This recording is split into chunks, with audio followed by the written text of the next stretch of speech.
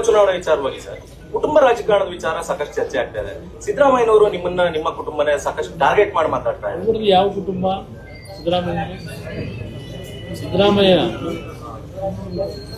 ಮೊದಲನೇ ಮಗ ಇದ್ದಾಗ ಮೊದಲನೇ ಮಗನ ಬೆಳೆಸಬೇಕು ಅಂತ ನೋಡಿದ್ರು.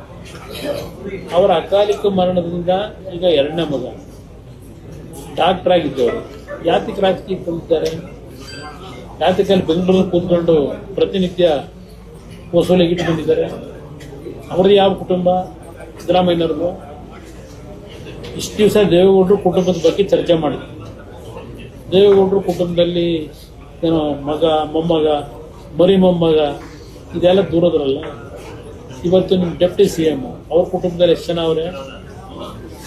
ಇಷ್ಟು ಜನ MLAಗಳು ಎಲ್ಲ ಮಾಡ್ಕೊಂಡು ತಯಾರು ಮಾಡ್ಕೊಂಡಿದ್ದಾರೆ.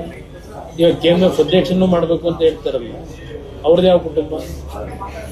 ಎಷ್ಟು ಕುಟುಂಬಗಳು ಇವತ್ತು 2 ಜನ 3 ಜನ ಶಾಸಕರುಗಳಿರ್ತಕ್ಕಂಥ ಕುಟುಂಬಗಳಿಲ್ಲ ಪಾರ್ಟಿಗಳಲ್ಲಿ.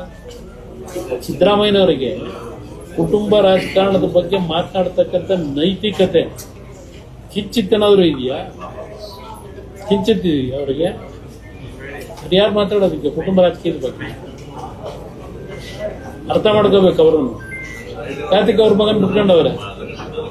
ಈಗ ಅವ್ರ ಮಗನಿಗೆ ಯಾಕೆ ಜವಾಬ್ದಾರಿ ಕೊಟ್ಕೊಂಡವ್ರೆ? ಏನ್ ಜನಗಳ ಸೇವೆ ಮಾಡುವಂತ ಜವಾಬ್ದಾರಿ ಕೊಟ್ಟವ್ರ? ದೇವೇಗೌಡರು ಕುಟುಂಬದಲ್ಲಿ ಹೌದು, ರೇವಣ್ಣ ಅವರು ಮಂತ್ರಿ ಇದ್ರು, ನಾನು ಮುಖ್ಯಮಂತ್ರಿನೂ ಆಗಿದ್ದೆ. ನಮ್ಮನ್ನ ದೇವೇಗೌಡರು ವಸೂಲಿ ಮಾಡಕ್ಕೆ ರಾಜಕೀಯಕ್ಕೆ ಬನ್ನಿ ಅಂತ ಕರೀಲಿಲ್ಲ. ಜನಗಳ ಕಷ್ಟ ಸುಖ ನೋಡಿ ಜನಗಳ ಸೇವೆ ಮಾಡಿ ಅಂತೇಳಿ ಕರೆಸೋದು. ಅವರೇನು ಕರೀಲಿಲ್ಲ. ದೇವೇಗೌಡರು ನಮ್ಮನ್ನ ರಾಜಕೀಯಕ್ಕೆ ಬನ್ನಿ ಅಂತ ಕರೀಲಿಲ್ಲ. ಜನ ನಮ್ಮನ್ನು ಎಳ್ಕೊಂಬಂದ್ರು ರಾಜಕಾರಣಕ್ಕೆ. ನಮಗೂ ಅವ್ರಿಗೂ ಇರೋ ವ್ಯತ್ಯಾಸ ಸಿದ್ದರಾಮಯ್ಯನವ್ರಿಗೂ. ನಮ್ಮನ್ನ ದೇವೇಗೌಡರು ಬೆಳೆಸ್ತಿಲ್ಲ ಎಂದು ನಾನು ಲೋಕಸಭೆಗೆ ನಿಲ್ಲೋದಿಕ್ಕೆ ಬಹಳ ವಿರೋಧ ಮಾಡಿದವರು. ರಾಜಕಾರಣ ಯಾವ ಕಾರಣಕ್ಕೂ ಬೇಡ ಅಂತ. ಎರಡನೇ ಬಾರಿ ನಾನು ಮುಖ್ಯಮಂತ್ರಿ ಆದಾಗ ಎಲ್ಲಾರು ಎದುರಿಗೆ ಹೇಳಿದ್ರು ಮಲ್ಲಿಕಾರ್ಜುನ ಖರ್ಗೆ ಮುಖ್ಯಮಂತ್ರಿ ಮಾಡ್ಕೊಳ್ಳಿ ಅಂತ. ಎಲ್ಲ ಬದುಕೋರಲ್ಲ, ಸಿದ್ದರಾಮಯ್ಯ ಬದುಕೋರಲ್ಲ. ನನ್ನ ಮಗನ ಮುಖ್ಯಮಂತ್ರಿ ಮಾಡಿ ಅಂತ ಅರ್ಜಿ ಹಾಕೊಂಡು ಹೋಗಿದ್ದಾರೆ ದೇವೇಗೌಡರು 18ರಲ್ಲಿ. ನಮ್ಮ ಮಗನಿಗೆ ಬೇಕಿಲ್ಲಪ್ಪ, ಅವ್ರ ಆರೋಗ್ಯನೂ ಚೆನ್ನಾಗಿಲ್ಲ, ಇವ್ರನ್ನ ಖರ್ಗೆ ಅವ್ರನ್ನ ಮಾಡಿ ಅಂತ ನಿಮ್ ಮುಖ ಕೇಳವ್ರೆ. ಮುಖ್ಯಮಂತ್ರಿ ನನ್ ಮಾಡ್ಬೇಕು ಅಂತ ದೇವೇಗೌಡರು ನಿಂತಿದ್ದೀರ.